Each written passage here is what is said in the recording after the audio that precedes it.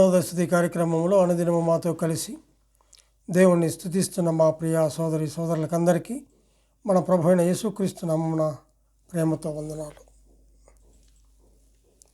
ఉదయకాల మన ధ్యానాంశం, ఎవరికి మ్రొక్కారు? పరిశుద్ధ గ్రంథమైన బైబిల్లో నుంచి మత్తయి సువార్త 14వ అధ్యాయము 32-33 వచనాలు చదువుకుందాం. వారు దోణి ఎక్కినప్పుడు గాలి అణిగెను. అంతటా దోణిలో ఉన్నవారు వచ్చి, నీవు నిజముగా దేవుని కుమారుడవని చెప్పి ఆయనకు మ్రొక్కిరి. నీవు నిజముగా దేవుని కుమారుడవని చెప్పి ఆయనకు మ్రొక్కిరి అని చెప్పి చూస్తున్నాడు. ఉదయకాల వేళలో అనుదిన నవదశతి కార్యక్రమంలో ఇలాగూ ప్రతి దినము కూడా ఆయన కృపాసనం మీదకి వచ్చి ఆయన స్తుతించి కనపరిచే భాగ్యాన్ని దేవాతి దేవుడు మనకు అనుగ్రహించాడు. ఆయన ఎంతైనా నమ్మదగిన వాడు, ఆయన ఎంతైనా గొప్ప దేవుడు, ఆయన నిజమైనటువంటి దేవుడు, ఆయన పరమ దేవుడు, ఆయన గొప్ప దేవుడుగా ఉంటున్నాడు. అటువంటి దేవుణ్ణి ఉదయకాల వేళలో మనము స్తుతించే భాగ్యాన్ని దేవుడు మనకు అనుగ్రహించాడు. అక్కడే మనం గమనించినట్లయితే 31వ వచనంలో, వెంటనే యేసు చేయి చాపి అతని పట్టుకొని, అల్పవిశ్వాసి, ఎందుకు సందేహపడితివని అతనితో చెప్పాను. వారు దోణ ఎక్కినప్పుడు గాలి అణిగెను. అంతటా దోణిలో నున్నవారు వచ్చి, నీవు నిజముగా దేవుని కుమారుడవని చెప్పి ఆయనకు మ్రొక్కినట్లుగా మనం చూస్తుంటున్నాం. ఆయన ఎవరో మరి ఉన్నటువంటి అక్కడ పేతురు వారు తెలుసుకొని ఆయనకు మ్రొక్కినట్లుగా మనం చూస్తుంటున్నాం. ఎందుకంటే 28వ వచనం కూడా మనం చదివినట్లయితే, పేతురు, ప్రభువా, నీవే అయితే నీళ్ళ మీద నడిచి నీ యొద్దకు వచ్చుటకు నాకు సెలవిమ్మని ఆయనతో చెప్పాను. అందుకు రమ్మనగానే పేతురు దోణి దిగి యేసునొద్దకు వెళ్ళుటకు నీళ్ల యొద్ద నడిచెను. కానీ గాలిని చూచి భయపడి మునిగిపోసాగాను. ప్రభువా, నన్ను రక్షించమని కేకలు వేశాడు. వెంటనే యేసు చేయి చాచి అతని పట్టుకొని, అల్పవిశ్వాసి, ఎందుకు సందేహపడితివని అతనితో చెప్పినట్లుగా చూస్తుంటున్నాం. పేతురు ఆ నీళ్ళ మీద నడుస్తున్నప్పుడు ఆయన వైపుకు చూస్తున్నంతసేపు బాగుగానే ఉన్నాడు. కానీ ఎప్పుడైతే ఆ గాలిని చూచి భయపడిపోయాడో అప్పుడు ఏమైపోయాడంటే మునిగిపోసాగాడు. అప్పుడు వెంటనే ఏమంటున్నాడంటే, ప్రభువా, నన్ను రక్షించమని కేకలు వేస్తున్నాడు. వెంటనే ప్రభు ఏమంటున్నాడు, చేయి చాపి అతని పట్టుకొని, అల్పవిశ్వాసి, ఎందుకు సందేహపడితివని అతనితో చెప్తున్నాడు. యేసు వైపుకు చూస్తున్నప్పుడు జాగ్రత్తగా నడిచిన వాడుగా, ఆయన దగ్గరికి వస్తున్న వాడుగా మనం చూస్తుంటున్నాం. అయితే ఎప్పుడైతే ఆ గాలిని చూచి భయపడిపోయాడు, మునిగిపోసాగాడు, అప్పుడు వెంటనే కేకలు వేస్తుంటున్నాడు, ప్రభువా, నన్ను కరుణించుము అని చెప్పేసి, నన్ను రక్షించుమని కేకలు వేస్తున్నట్లుగా చూస్తుంటున్నాం. వెంటనే ఆయన చేయి ఇచ్చి పట్టుకొని, అల్పవిశ్వాసి, ఎందుకు సందేహపడుతున్నామని చెప్పిన విధానాన్ని మనం చూస్తుంటున్నాం. ఇదే యోహాను సువార్త 6వ అధ్యాయము 14వ వచనంలో కూడా మనం గమనించినట్లయితే, 6వ అధ్యాయము 14వ వచనంలో, 6వ అధ్యాయము 14వ వచనం, ఆ మనుషులు యేసు చేసిన సూచక క్రియలను చూచి, నిజముగా ఈ లోకమునకు రాబో ప్రవక్త ఈయనే అని చెప్పుకొనిరి. అక్కడేమో నీవు నిజముగా దేవుని కుమారుడవని చెప్పి ఆయనకు మ్రొక్కారు. యోహాను సువార్త 6:14 యేసు చేసిన సూచక క్రియలను చూచి, నిజముగా ఈ లోకమునకు రాబో ప్రవక్త ఈయన ఎవరు? నిజముగా లోకరక్షకుడు అని చెప్పేసి వారు ఆయనకు మరి సాగిలపడినట్లుగా మనం చూస్తుంటున్నాం. అంతేకాదు కానీ యోహాను రాసినటువంటి మొదటి పత్రిక, యోహాను రాసిన మొదటి పత్రిక 5వ అధ్యాయము 20వ వచనం చదువుకుందాం. అక్కడ చివరి భాగములో ఆయనే నిజమైన దేవుడును నిత్య జీవమునై ఉన్నాడు అని చెప్పేసి చూస్తుంటున్నాం. ఈయన ఎవరు అంటే నీవు నిజముగా దేవుని కుమారుడవని అక్కడ వారు చెప్పి మరి ఆయనకి మరి మొక్కినట్లుగా చూస్తుంటున్నాం. ఎందుకంటే అక్కడ మునిగిపోతున్నటువంటి అతన్ని చూచి రక్షించినటువంటి ఆ పేతురును రక్షించాడు దేవుడు. మరి వెంటనే చేయి చాపి మరి పట్టుకున్నాడు. అక్కడ అంటున్నాడు, ఎందుకు సందేహపడుతున్నావు?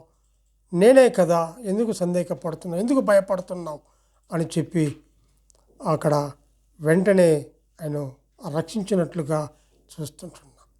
అప్పుడు వాళ్ళు ఏమంటున్నారంటే అక్కడికి రాగానే, నీవు నిజముగా దేవుని కుమారుడు, నీవు అద్భుతాలు చేసే దేవుడు, నీళ్ళ మీద నడిచే దేవుడు, ఆశ్చర్య కార్యాలు చేసే దేవుడు, గొప్ప దేవుడు అని మేము తెలుసుకున్నాం.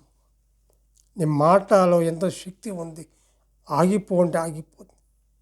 మరి అంత శక్తి కలిగినటువంటి గొప్ప దేవుడు, నీవు నిజముగా దేవుని కుమారుడవని చెప్పి ఆయనకు మొక్కారు. యేసు చేసిన సూచక క్రియలు చూచి నిజముగా లోకరక్షకుడు రాబో ప్రవక్త ఈయనని నిజముగా మరి లోకరక్షకుడని అని చెప్పిన విధానం నేను చూస్తుంటున్నాను. యోహాను రాసిన మొదటి పత్రిక 5:20 ఆయన నిజముగా దేవుని కుమారుడు అనగా నిజమైన దేవుడు, నిత్య జీవం ఇచ్చే దేవుడిని మరి అక్కడ చూస్తుంటున్నాం. ప్రకటన గ్రంథము 19వ అధ్యాయము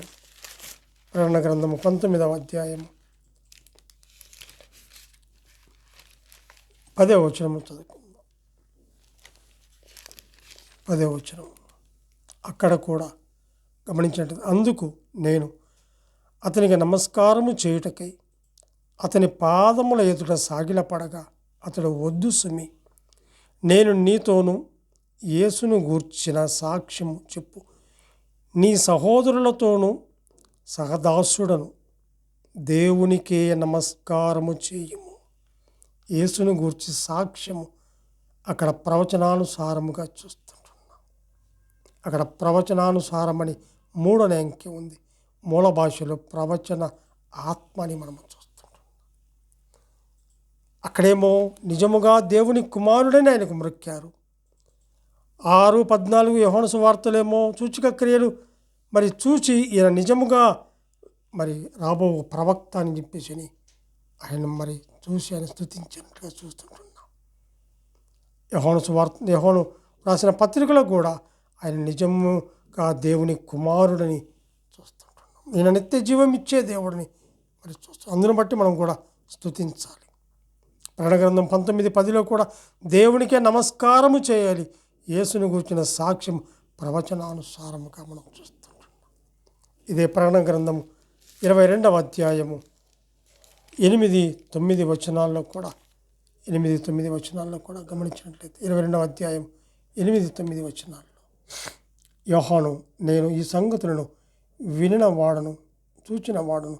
నేను విని చూచినప్పుడు వాటిని నాకు చూచుచున్న దూత పాదముల ఎదుట నమస్కారము చేటుకు సాగిలపడగా అతడు, వద్దు సుమి, నేను నీతోనూ ప్రవక్తలైన నీ సహోదరులతోనూ ఈ గ్రంథమందున్న వాక్యములను గైకొను వారితోనూ సహదాసుడను అంటూ అక్కడ దేవునికే నమస్కారము చేయమని చెప్పి, మనము దేవునికే నమస్కారము చేయాలి. నిజముగా ఆయన దేవుని కుమారుడని మొక్కినటువంటి ఆయన బట్టి మనము ఎంతగానో స్తుతించాలి. దేవుడే పూజార్హుడు, మరెవరు కూడా మరి లేరు. అటువంటి దేవుడు ఎవరు కూడా లేరు. అందును బట్టి మనం ఎంతగానో మనము స్తుతించాలి. మత్తయి సువార్త 2వ అధ్యాయం 10-11 వచనాల్లో కూడా మనం చూస్తాం. యేసు ప్రభు జన్మించినప్పుడే జ్ఞానుల చేత పూజించబడ్డాడు. మొక్కారు. సాంబ్రాణి బోళం ఆ బంగారము తీసుకుని వచ్చి ఆయనకు మొక్కినట్లుగా మనం చూస్తున్నాం. ఈ ఉదయకాల వేళలో ఎవరికి మొక్కారు అంటే నిజముగా ఈయన దేవుని కుమారుడని మొక్కారు. మరి సూచక క్రియలు చేసినటువంటి వారు చూచి ఈయన లోకమునకు రాబో ప్రవక్త అని, లోక రక్షకుడని ఆయన స్తుతించారు.